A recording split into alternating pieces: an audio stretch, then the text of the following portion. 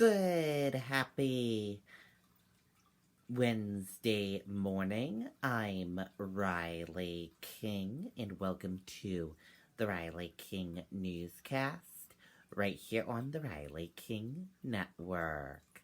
Let's begin. First up, Sununu announces he'll run for re-election as governor, not for U.S. Senate in 2020.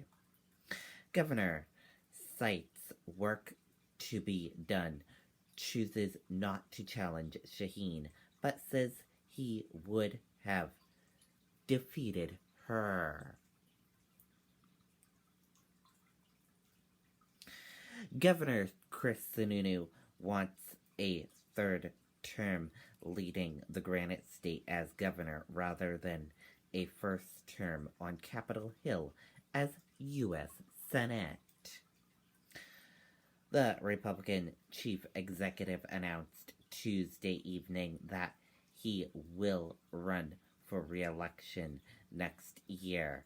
He wrote that he was strongly encouraged to challenge Democrat U.S. Senate Jeanne Shaheen as she seeks a third term in Washington, a matchup that was viewed as a potential battle royale. He maintained that he would have defeated her. But Sununu wrote, "Nothing is more critical to our state's future than ensuring strong leadership in the corner office and saving our New Hampshire advantage in the face of what he called a radical agenda by the Democratic majorities in the state legislature." Sununu wrote in a Medium post and an email to supporters that he and First Lady Valerie Sununu in the past few weeks have taken a deep look at how my path of public service can help New Hampshire families.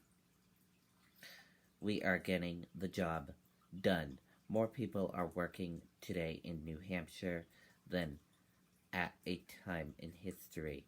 We have one of the lowest unemployment rates in the nation, and wages are at an all-time high. He wrote, "I truly appreciate the ethnic encouragement from so many that I run for the United States Senate. We all knew that I would defeat Jeanne Shaheen, but others can too. Never before has a sitting 12-year senator from New Hampshire accomplished so little." What is also clear is that the Democrats' agenda in New Hampshire has become more radical than any of us ever believed possible. This is highlighted by the factor that the Democrats in Concord, for the first time in history, put an income tax bill on the governor's desk, a reference to the description Sununu and the Republican have for the Democrat paid family and medical leave bill. We stood up for New Hampshire citizens and vetoed that bill, but more Washington, D.C. extremists is on its way. Sununu had been urged for weeks by many local Republicans to run for another term at the State House, a job he has said that he loves, but Washington Republicans and some local Republicans have urged him to consider taking on Shaheen, who the GOP views as vulnerable.